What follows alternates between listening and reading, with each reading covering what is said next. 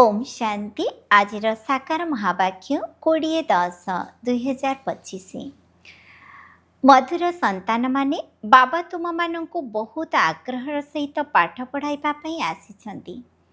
तेणु तुम्हें माने मध्य आग्रहर सहित पाठ पढ़। निशा रोचे आमको स्वयं भगवान पाठ पढ़ाउछंती। प्रश्न, तुम ब्रह्मा कुमार कुमारी मानंकर उद्देश्य अथवा शुद्ध भावना कौन?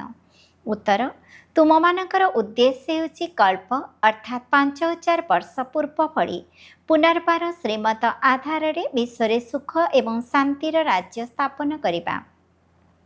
तुमर शुद्ध भावना रही जे श्रीमत आधार आमे सारा विश्वर सद्गति करूँ।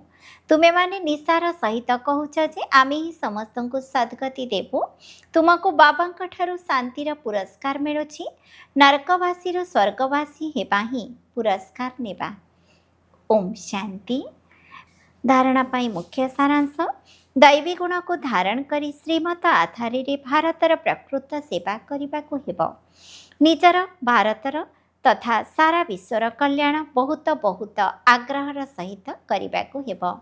2 नंबर, ड्रामार अनादि अविनाशी निर्धार्य को यथार्थ भाव में बुझी कौनसी प्रकार समय नष्ट होउथिबा पुरुषार्थ करिबार नाही।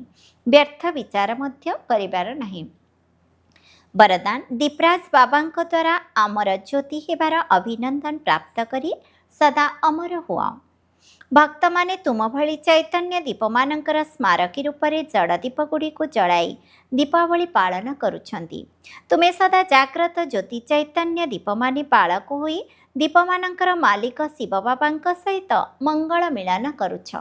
बापदादा तुम मानकर मस्तक जलुथिबा दीप को देखुछंती। तुम्हें अविनाशी अमर ज्योति स्वरूप पिला माने दीपराज बाबा द्वारा अभिनंदन प्राप्त करने सहित सदा अमर भवर वरदान प्राप्त करुछ। तेणु यह दीपावली पर्वटी दीपराज बाबा एवं दीपराणी पिला मानकर मिलनर ही स्मारकी अटे।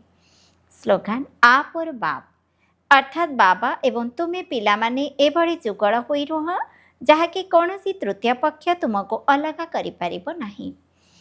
अव्यक्त इशारा, निज प्रति एवं समस्त प्रति निजर संकल्प द्वारा जुगर शक्ति गुड़ी को प्रयोग कर।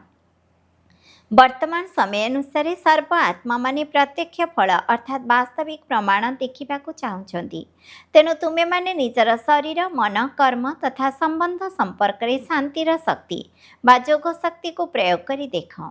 शांतिर शक्ति द्वारा तुम मानकर संकल्प वायरलेस ठारू मध्य तीव्र गति रे कौनसी आत्मा निकट में पहुँची पारिब।